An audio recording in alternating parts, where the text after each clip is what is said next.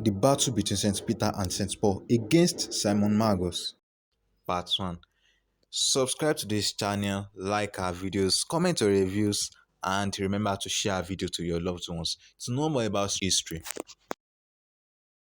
When, consequently, the people were making a seditious murmur, Simon moved, with zeal, rouses himself and began to say many evil things about Peter, saying that he was a wizard and a cheat, and they believed him, wondering at his miracles, for he made a brazen serpent move itself, and stone statues to laugh and move themselves, and himself to run and suddenly to be raised into the air. But as they set off to this, Peter healed the sick by a word, by praying, made the blind to see, put demons to fly by a command. Sometimes he even raised the dead, and he said to the people that they should not only flee from Simon's deceit, but also that they should expose him, that they might not seem to be slaves to the devil.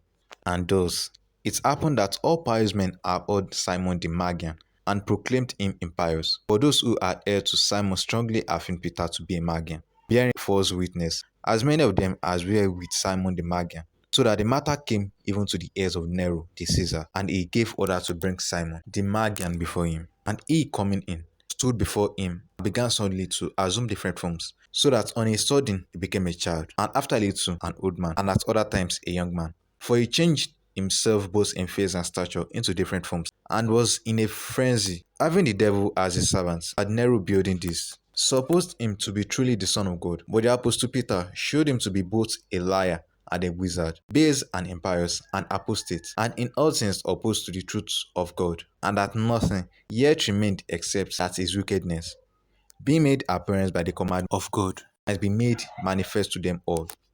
Remember to subscribe, don't personalize the bell, put it in all, and like our videos, and also share to loved ones to enjoy more of history. Then Simon, having gone into Nero, said, Hear, O good emperor, I am the Son of God, come down from heaven. Until now, I have endured Peter only, calling himself an apostle, but now he has doubled the evil.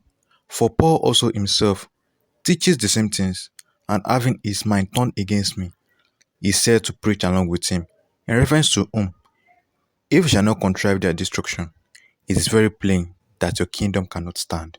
Then Nero, filled with concern, ordered to bring them speedily before him. And on the following day, Simon the Magian and St. Peter and Paul, the apostles of Christ, having come into Nero, Simon said, These are the disciples of the Nazarene, and it is not at all well that they should be of the people of Jews. Nero said, What is a Nazarene? Simon said, There is a city of Judah, which has always been opposed to us, called Nazareth, and to it the teacher of these men belonged. Nero said, God commands us to love every man. Why then do you persecute them? Simon said, This is a race of men who have turned aside all Judea from believing in me. Nero said to Peter, Why are you thus unbelieving, according to your race? Then Peter said to Simon, You have been able to impose upon all, but upon me, never. And those who have been deceived, God has through me recalled from their error.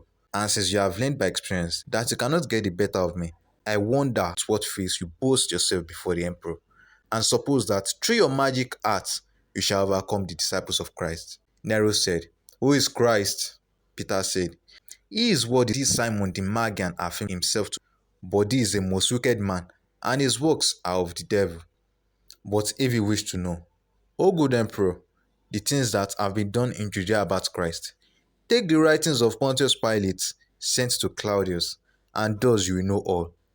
And Nero ordered them to be brought and to be read.